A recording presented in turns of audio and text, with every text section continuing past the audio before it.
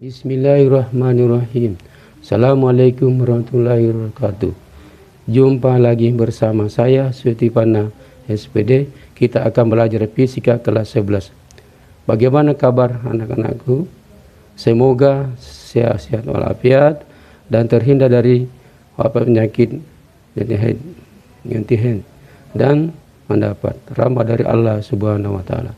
Baiklah, kita akan melanjutkan pelajaran fisika mengenai kesetimbangan benda tegar. Pengertian benda tegar. Benda tegar adalah suatu benda yang bentuknya tidak berubah saat diberi gaya dari luar. Benda dianggap sebagai suatu titik materi yang ukurannya bisa diabaikan. Hal itu berlaku jika benda dimasukkan dalam sistem partikel. Itulah mengapa semua benda yang bekerja pada benda tersebut hanya dianggap bekerja pada titik materi yang menyebabkan terjadinya gerak translasi, sehingga atau sigma F nilainya sama dengan 0. Kesetimbangan benda tegar adalah kondisi di mana momentum suatu benda bernilai 0. Artinya, jika awalnya suatu benda diam, benda tersebut akan cenderung untuk diam. Jika ditinjau dari sistem partikel, syarat kesetimbangan yang berlaku pada benda hanya syarat kesetimbangan translasi. Hal itu berbeda dengan syarat kesetimbangan benda tegar. Syarat kesetimbangan benda tegar. Syarat kesetimbangan benda tegar yang berlaku pada benda tegar adalah syarat kesetimbangan translasi dan rotasi. Adapun syarat yang harus dipenuhi adalah sebagai berikut. Pertama, total gaya yang bekerja pada benda sama dengan 0 atau sigma F nilainya sama dengan 0. Yang kedua, total momen gaya atau torsi yang bekerja pada benda sama dengan 0 atau sigma torsi sama dengan 0. Berikutnya, macam-macam kesetimbangan benda tegar. Berdasarkan kemampuan benda untuk kembali ke posisi semula, keseimbangan benda tegar dibagi menjadi dua, yaitu sebagai berikut. Pertama, keseimbangan stabil atau mantap. Keseimbangan stabil adalah kemampuan suatu benda untuk kembali ke posisi semula saat benda diberi gangguan, atau gangguan tersebut mengakibatkan posisi benda berubah, sehingga atau pusat gravitasi itu akan naik. Nah, untuk lebih jelasnya perhatikan gambar berikut. Berikutnya, keseimbangan labil atau goyah. Keseimbangan labil terjadi jika benda tidak bisa kembali ke posisi semula saat gangguan pada benda dihilangkan. Gangguan yang diberikan menyebabkan posisi benda berubah atau pusat gravitasi O itu turun. Nah, untuk lebih jelasnya perhatikan gambar berikut. Benda yang berada dalam keseimbangan stabil bisa mengalami gerak menggeser atau translasi atau mengalami rotasi saat diberi gaya dari luar. Apa sih syarat benda dikatakan mengalami translasi atau rotasi? Syarat benda bergerak secara translasi adalah jika gaya tidak sama dengan 0 dan seluruh torsi nilainya sama dengan 0. Syarat yang kedua, benda bergerak secara translasi adalah seluruh jumlah sigma sama dengan 0 dan jumlah torsi tidak sama dengan 0. Nah, cara benda bergerak secara menggelinding atau translasi dan rotasi adalah sigma gaya tidak sama dengan 0 dan sigma torsi tidak sama dengan 0.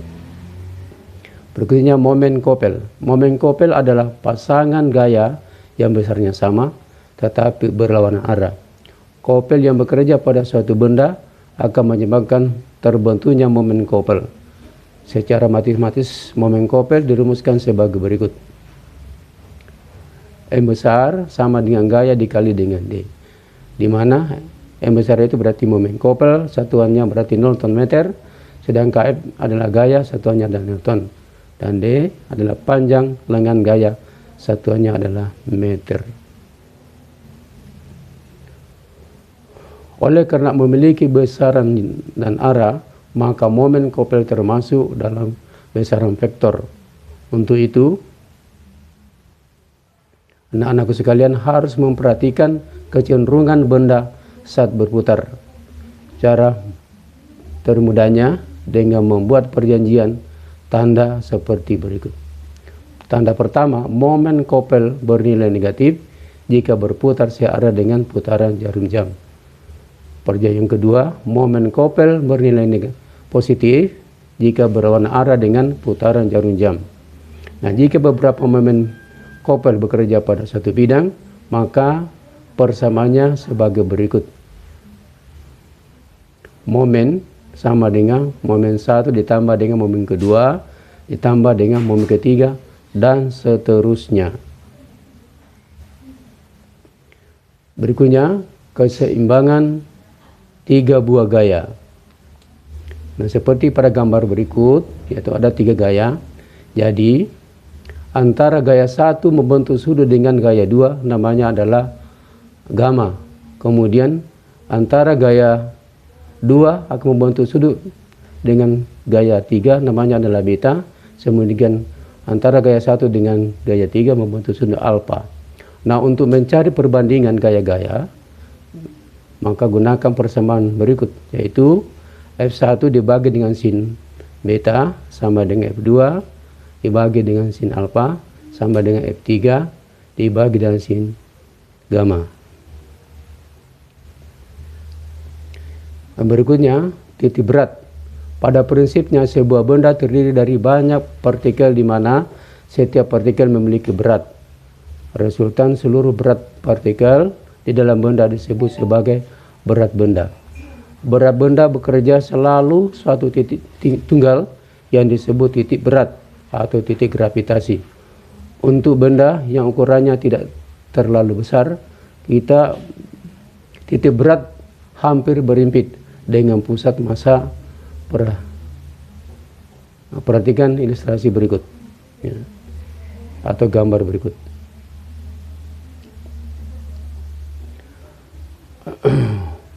Adapun koordinat titik beratnya seperti pada matematik biasa digambarkan dengan ada sumbu, yaitu ada sumbu X dan ada sumbu Y. Ya, berarti yang ada dengan sumbu X berarti yaitu X1 dikali dengan Y1 ditambah dengan X2 dikali dengan W2 dibalik dan seterusnya dibagi dengan W1 ditambah dengan W2 dan seterusnya. Begitu. Sedangkan yang searah dengan sumbu Y berarti Y1 ditambah dengan dikali dengan W1 ditambah dengan Y2 dikali dengan W2 dan seterusnya dibagi dengan W1 ditambah dengan W2 dan seterusnya. Begitu pula titik berat yang terdapat berdimensi 1. Dan seterusnya. Begitu juga yang terdapat pada dimensi luas, tinggal simbolnya diganti. Jadi untuk benda homogen berbentuk bidang, titik beratnya bisa dilihat di tabel berikut. Nah, ini tabelnya. Perhatikan di tabel berikut, ini tabelnya ada. Sekian dan terima kasih. Semoga pelajarannya sukses. Terima kasih. Assalamualaikum warahmatullahi wabarakatuh.